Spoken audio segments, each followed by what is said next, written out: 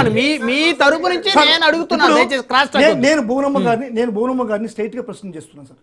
వల్లభనేని వంశీ గారు అన్నారో లేకుంటే ఆంధ్ర రాష్ట్ర ప్రజలు విన్నారో తెలియదు, కానీ మీకు జరిగినటువంటి ఆ మాటల్ని పదే పదే రాజకీయ లబ్ధి కోసం మీ హస్బెండ్ చంద్రబాబు నాయుడు గారు, నీ కొడుకు లోకేష్ గారు పదే రాజకీయ లబ్ధి కోసం ఉపయోగించుకుంటున్నారు తల్లి. మీరు ఫస్ట్ వాళ్ళని క్షమించకూడదు. వాళ్ళని అదేవిధంగా రాధాకృష్ణ, వంశీ, ఈ బిఆర్ నాయుడు, కిరణ్, 4 ఛానల్స్ ఉన్నాయి. ఈ 4 ఛానల్స్ రాష్ట్రం రాజకీయ ప్రయోజనాల కోసం అమ్మ భువనమ్మకు జరిగినటువంటి అన్యాయాన్ని పదే చెప్తూ విన్నవాళ్ళు ఉన్నారా మరోసారి అనండి అంటూ రాష్ట్ర ప్రజల్లో భువనేశ్వరం యొక్క ప్రగతిని ఏ విధంగా తగ్గించారో ఖచ్చితంగా మీరందరూ గమనించాలి.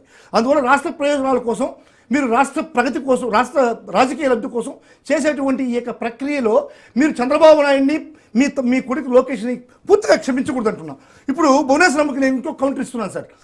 మీరు విజయశేఖర్ రెడ్డి గారు చెప్పారు భువనేశ్వరమ్మకు జరిగితే ఎంతో అన్యాయం కదా, ఈ వ్యాఖ్యలు చాలా అమానుషం, ఆమె ఎంత పెద్ద కుటుంబం నుంచి వచ్చింది, సాక్షాత్తు ముఖ్యమంత్రి గారి భార్య, ముఖ్యమంత్రి గారి కూతురు అని చెప్తున్నారు సార్. ఏ మహిళకైనా సరే ఈ యొక్క శీలం అనేటువంటిది తారతమ్యం లేకుండా, డబ్బులతో సంబంధం లేకుండా, పరపతితో సంబంధం లేకుండా శీలం అనేటువంటిది సమానం అనేటువంటిది. ఏ మహిళకి శీలం అన్యాయం జరిగినా సరే మనం క్షమించాల్సినటువంటి అవసరం లేదు. భువనమ్మ కూడా చెప్తున్నా, ఇదే రోజా గారిని మీ బండారు సత్యనారాయణ గారు, అదేవిధంగా చింతకాయల అయ్యన్న పాత్రుడు, చింతమనేని ప్రభాకర్ గారు అదేవిధంగా ఏ విధంగా మాట్లాడారు అనేది మీరు ఒకసారి గుర్తుపెట్టుకోవాలి.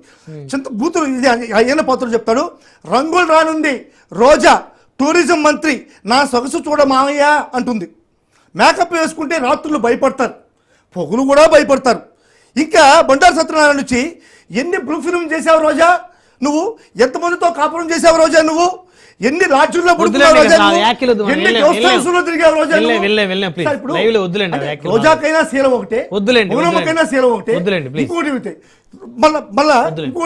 సార్, సాక్షాత్తు సీఎంగా ఉండే జగన్మోహన్ రెడ్డి గారిని కొన్ని వ్యాఖ్యలు చేశారు సార్.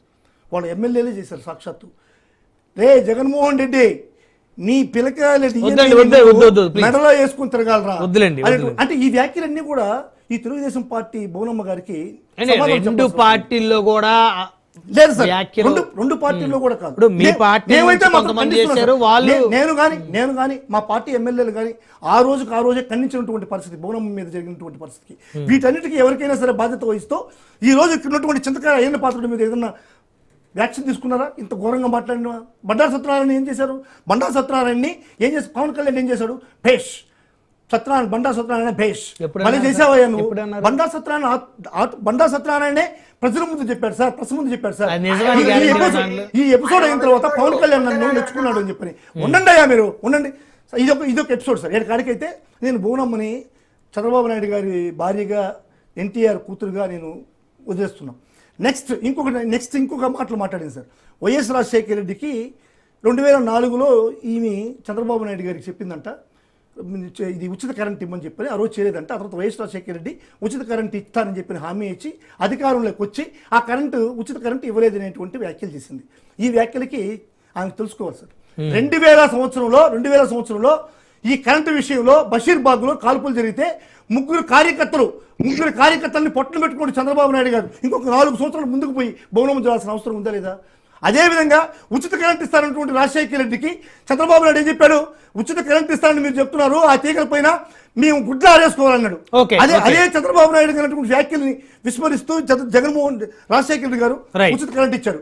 అదే ఉచిత కరెంట్ ఈ రోజు కూడా స్టిల్ రాష్ట్రాలు విడిపోయినా కానీ తప్పనిసరిగా ఫాలో చేసి ఉచిత కరెంట్ ఇవ్వాల్సినటువంటి పరిస్థితి వచ్చింది. అదేవిధంగా సార్ ఇంకొక వ్యాఖ్య కూడా చేసింది సార్. చంద్రబాబు నాయుడు గారు మాటిస్తే తప్పడంట.